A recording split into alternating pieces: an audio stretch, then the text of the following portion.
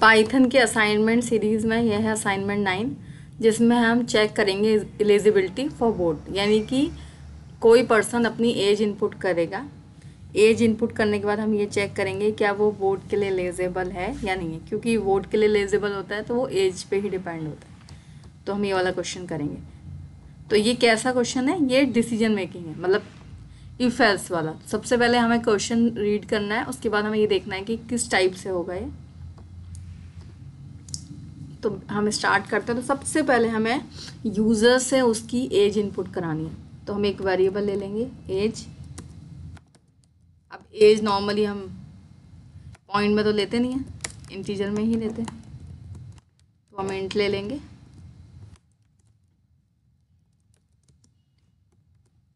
Enter your age. Age input करने के बाद अब हम कंडीशन लगाएंगे। तो उसके लिए मैंने बताया जैसे कि हम चेक करेंगे तो उसके लिए इफ़ लगाएंगे। तो इफ़ एज हमने वेरिएबल यूज़ किया है। आपको पता ही है, सबसे पहले कोई भी क्वेश्चन अटैम्प्ट करने से पहले, चाहे वो कितना भी इजी हो टफ हो, लेकिन हमें सबसे पहले ये सोचना पड़ेगा क्वेश्चन पढ़ के, अच्छा हमें वो क्राइटेरिया पता होना चाहिए। हमें पता होना चाहिए कि वोट के लिए क्या क्राइटेरिया। तो आप सबको पता है वोट के लिए क्राइटेरिया होता है 18। इनकी अगर आज आप लोगों की जो एज है वो 18 है या फिर 18 से ज़्यादा है, उस कंडीशन में आप वोट के लिए एलिजिबल होते हो। तो आपको सबसे पहले अपने माइंड में ये थॉट क्रिएट करना है। Then if age greater than equal क्या लगाओगे आप? 18। दोनों कंडीशन एक साथ लगा सकते हैं हम, या तो 18 हो या फिर 18 से ज़्यादा हो। प्रिंट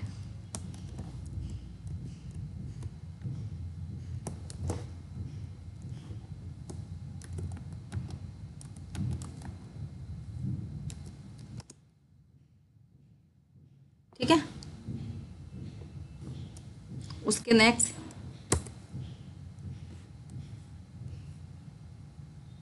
अब देखो, जब हम नेक्स्ट करते हैं इसमें एंटर करेंगे तो सेम इंडेंटेशन में रहेगा, जबकि हमें एल्स कंडीशन लगानी है तो हम बैक स्पेस कर देंगे। Next else.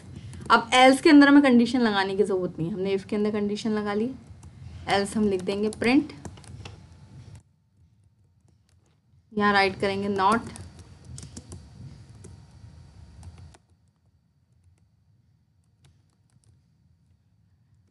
और ऐसे भी लिख सकते हो।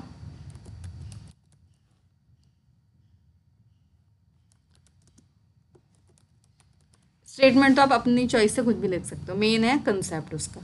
तो मेन ये इंपॉर्टेंट है सबसे पहले। अब मैं इसको सेव कर दूंगी। अब हमने क्या किया, एज ग्रेटर देन इक्वल क्या है? 18। तो आप क्या है, एलिजिबल हो किसके लिए? वोटिंग के लिए। एज आपकी 18 नहीं है, क्योंकि आपने देखा इफ़ के आगे तो कंडीशन चेकर है। जो चीज़ यहाँ पे चेक होगी यानी कि एज चेक होगी, अगर 18 से ज़्यादा या 18 है तो फिर इसके अंदर आ जाएगा। अदरवाइज कुछ भी होगा आंसर यूज़र का, वो ऑटोमेटिकली किस में चला जाएगा? एज में, क्योंकि एज में से कोई कंडीशन चेकर नहीं है, तो वो ऑटोमेटिकली किस में जाएगा? एज में। अब मैं इसको रन कराती हूँ। सबसे पहले हमने एज इनपुट करी 20, तो आ गया एलिजिबल फॉर वोटिंग। तो दैट मीन्स एलिजिबल है वोटिंग के लिए। नेक्स्ट, अब एक और सिचुएशन लेते हैं। हमने एंटर किया 12, तो क्या आ गया? Not eligible for voting. तो दोनों सिचुएशन अलग अलग हैं। अब एक और देख लेते हैं। अब यूज़र ने इनपुट किया सपोज एज 18, इस केस में क्या होगा? तब भी एलिजिबल फॉर वोटिंग आएगा। यानी कि जब 18 होगी, 18 से ज़्यादा होगी, तब आएगा एलिजिबल फॉर वोटिंग। अगर 18 से कम होगी, सिर्फ उस केस में आएगा नॉट एलिजिबल फॉर वोटिंग। तो ये असाइनमेंट 9 कंप्लीट हो गया है।